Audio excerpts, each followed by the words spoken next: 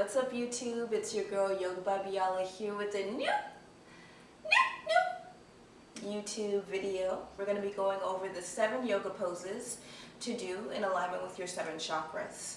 Now I originally posted this video a few years back, and it was when I was being very adventurous with my YouTube videos, and I decided to post it outside with the water, the Lake Washington behind me. But it was very loud, and a lot of you complained that you weren't able to hear me, so I thought I'd remake the video in the comfort and the solitude of my own home so that you're able to hear me clearly. I'm going to be introducing a few new poses into this lineup, and also I've gone through a little bit of work myself, and so I might have a different reference point that I had back a few years ago when I did this original video. So if you already watched the first one, that's all good. You're definitely going to get some new content in this second one. Let's go ahead and get started. Welcome back, y'all. So we're going to start with our first yoga pose. The first yoga pose that we're doing is TADASANA, and it's in alignment with your root chakra, which is located at the base of your spine. Start by standing in TADASANA, 2 fists worth of space in between the knees. You can measure that out, and just rooting and grounding through the 4 corners of the feet. So when you think about the root chakra, think about everything that you use for survival. Food, water, finances, everything that roots us and stabilizes us to the earth and to the ground. When you think about if you're on balance or off balance, or if there's a harmonization in your root chakra, think about more so what is your relationship to the stability in your life? What keeps you rooted and grounded in your life? And do you constantly feel like that is unlevel ground? Are you balancing or battling with finances? If it's finances challenging for you, does that make you feel unstable? Relationships, when those are teetered off, does that make you feel unstable? Notice what's destabilizing in your life, and that's usually going to let you know where there's an imbalance or a lack of harmonization within your root chakra. One of the things that I want you to continue to remain aware of is awareness. So when you think about harmonizing the chakras, think about where your mind is. So most of the time our mind exists, or our thoughts exist, or our reality and consciousness exists in the mind. It gets stuck there. It doesn't really go throughout other parts of the body. But if you want to really focus on drawing your attention towards or harmonizing a certain chakra, you have to take your awareness there. So while you're doing these poses, starting with TADASANA, take your awareness, your mind, down to the area of the body that you're wanting to connect with. Start here by rooting and grounding through the 4 corners of the feet. Make sure the weight is not off to one side, drifting to the left, which is the lunar side, or drifting to the right, which is the solar, more masculine side. Stay right in the center. Find that harmonization physically in your body as much as you can, comfortably. Root and ground here, and just take a few rounds of breath.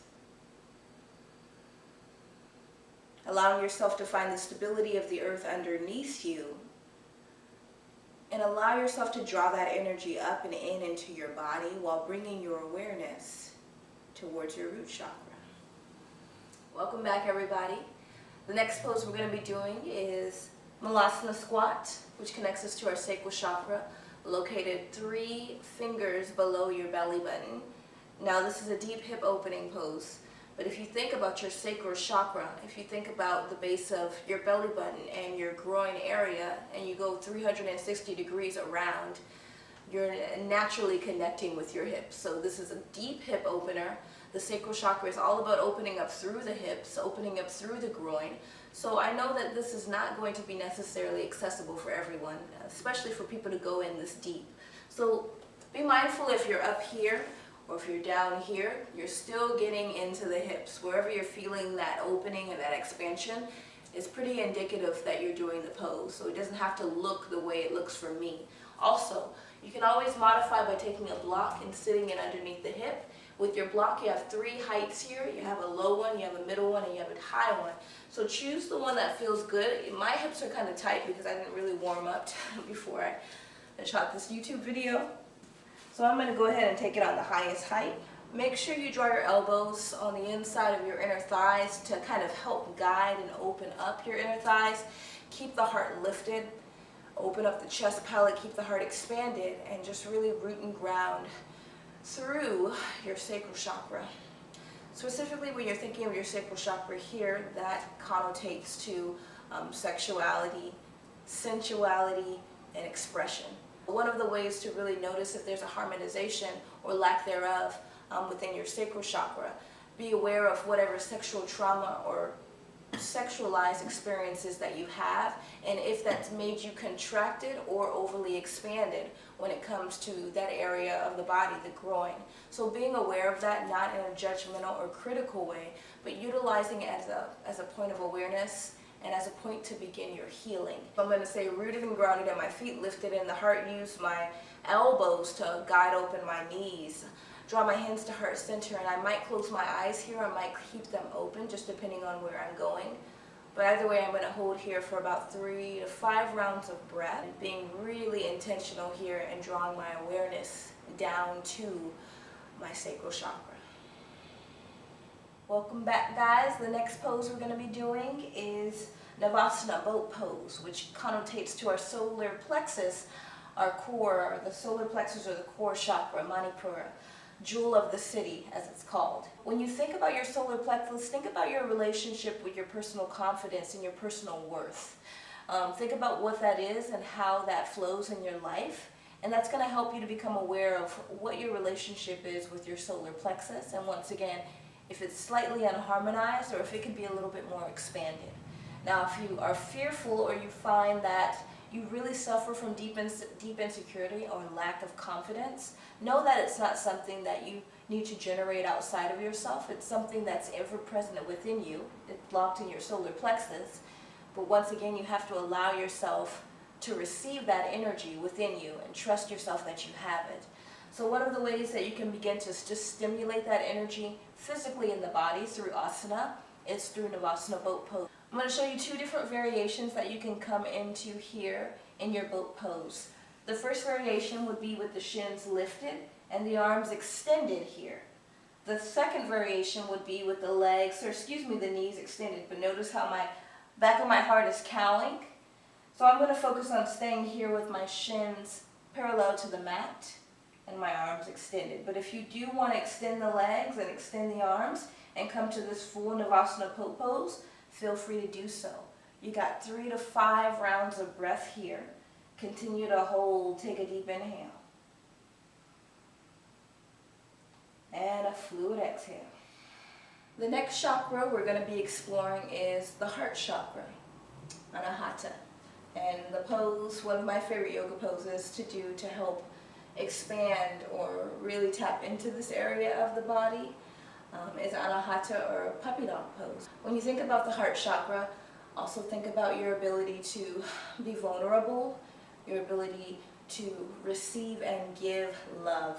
And this is really important because first, in order to do that, you have to receive that you are a being of love, which a lot of us are not taught and we're not necessarily aware of. So we're constantly looking for certain relationships that validate that we are loved and validate that we are worthy of being loved. What also intuitively draws here in the heart chakra is trust. Specifically trusting of oneself. So coming to build a relationship of trust with yourself, trusting the decisions that you have to make, trusting that you are able to make decisions that are best for your reality and for your life, and moving forward in those decisions with trust. The best way to begin to tap into this posture is simply during ANAHATA, bleeding heart pose, or you can come to a child's pose. I'll show you child's pose first. You can open up the knees and then slowly extend the arms. Keep the heels drawn towards the hips, or the hips rather drawn towards the heels. Extend the arms and drop the third eye to the earth. Another option, which is actually one of my favorite poses, is an ANAHATA bleeding heart pose, where I'm basically keeping my hips stacked right over the knees, and I'm extending my arms and dropping my heart down. My chin is going to come to the earth, or my third eye is going to come to the earth, and I'm going to hold here. For a few rounds of breath, just really feeling the expansion in my chest and trusting myself here as well. I'm feeling a lot of opening in my chest and my heart, so sometimes that fight or flight mode comes and you just want to run out, but I'm trusting myself here and breathing my way into it and through the pose. Welcome back, y'all. So the next pose we're going to go into is reverse tabletop. to help find expansion in our fifth chakra, our throat chakra. So the throat chakra connotates to speaking your truth and your ability to move into the trust that you've cultivated in the heart and express that with words. You find that you hold back your truth, or you hold back what you want to say, your words come out congested or stuttered or stunted. That might be a light constriction in your throat chakra. So what you're wanting to do is to begin to draw your awareness through your throat chakra, and as you draw your awareness, literally warm it up and begin to allow it to expand.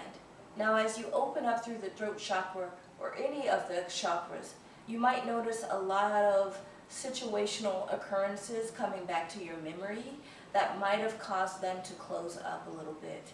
And as they come, just allow them to do so. Draw yourself more into the memory and begin to allow yourself to unlock the healing there so that you can find more expansion in that area of the body. The physical asana that we're going to be doing today to help open it up is going to be reverse tabletop. Sit rather with your feet rooted. Notice that my hands are going to slowly come in towards my booty. And you're going to root and ground here and then lift up through the hips for your reverse tabletop. I'm going to extend my heart up towards the heavens and shine my throat chakra up towards the heavens. It's a deep opening here through the heart. I'm going to hold here for a few rounds of breath. Welcome back, y'all. So our second chakra that we're going to be exploring today is our third chakra, located right in between the eyebrows. And the pose that we're going to be doing here is a simple child's pose.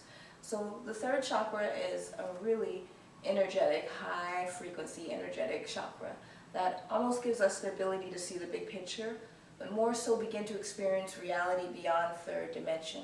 So the dimension we live in right now is third dimensional reality. This earth that we live in is third dimensional reality. What our third chakra gives us the ability is to literally see into and beyond the dimension that we live in currently, in this kind of shell human body and flesh that we live in, and begin to see beyond third dimensional thinking and consciousness and begin to transcend that and lift our consciousness and our awareness up to the fourth and fifth dimensions, which are dimensions of love. So really beginning to experience reality beyond the world that you're just existing in, beyond third dimensional, and beginning to expand your consciousness to the fourth and fifth dimensions is what you have the possibility of opening or awakening when you begin to draw your awareness and harmonize your third chakra. It also deals with your imagination. I'm a constant daydreamer, and I literally use my imagination as a preparatory tool for manifestation. So if you find yourself not really dropping into your imaginations, or your dream world is lacking, that sometimes could be a lack of harmonization. When you're drawing your awareness to this area of the body, I don't want you to get stuck in your thoughts, but really begin to expand beyond just third dimensional consciousness and thinking, and see if you can begin to align to the frequency of your breath and naturally the frequency of everything around you, because everything is breath. Dropping into that unpenetratable spiritual essence of life and dropping into the frequency of that in your breathing as we move into the child's pose. So we'll start down in child's pose, hips drawn down to the heels, third eye to the earth, and draw the arms alongside the shins. Literally just resting here.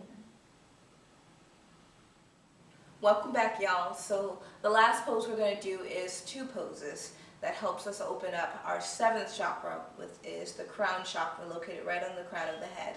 The two poses that you can do to kind of activate or stimulate this chakra is Virasana, hero's pose, which is what I'm sitting in right now with a block, or you can come in seated Sukhasana, cross-legged position. These are great meditation poses. Also, you can always lay down in Shavasana to help activate and awaken your crown chakra as well, just lying flat down on your back as well. I really enjoy coming into Virasana, hero's pose, when I'm dropping into meditation to open up my crown chakra. And I usually have a block underneath my hip for support. If that feels good for you, go ahead and come into it. So the crown chakra deals with our connection to spirit, divine source, and our ability to once again receive that divine source that's ever present within us and around us. Through the third eye chakra, you're literally beginning to transcend third dimensional duality-based consciousness and shift into higher dimensional thinking and reasoning and consciousness and awareness. When you get to the crown chakra, you're already realizing and becoming aware that there's multiple dimensions in the realms that we live in. We're occupying one dimension, but you're literally beginning to allow yourself to connect and draw in with sovereign spirit, sovereign source that kind of binds everything together. And in doing so, uniting, finding that absolute ultimate bliss, samadhi, and uniting with this sovereign spirit and realizing that you're almost made of the same, you're made up of the same matter and creation that divine source is. Because as it is breath, you are breath. So becoming aware of that and really diving in and dropping into your power as a living soul first, having a human experience second. One of the ways I like to do this and just drop into that unifying sovereign energy of divine source, divine sovereign God, is to find rolling ohms. So ohm is the resounding sound of all creation. And sometimes I will have my students do it, or I'll stay at home sitting on my mat in VIRASANA doing it, and I'll do 6 to 12 rolling ohms. One ohm after the other. As soon as I finish one, I pick up another. So I'm going to do 3 rolling ohms with you. I invite you to drop in with me and really just connect with the resounding sound of the ohm. Take a deep inhalation in through the nostrils.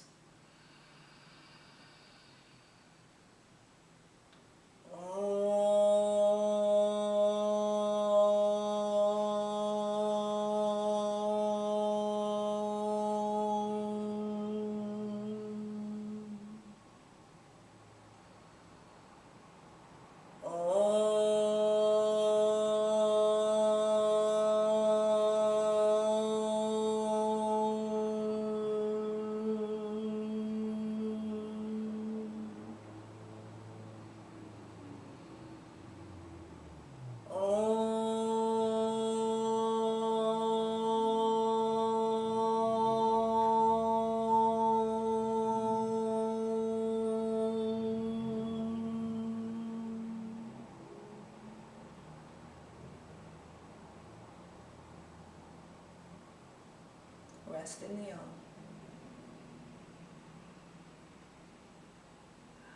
Hey y'all, I hope you guys enjoyed this video for the 7 yoga poses for the 7 chakras. I hope that it was awakening and enlightening for you. If you have any questions or comments, go ahead and leave them down below.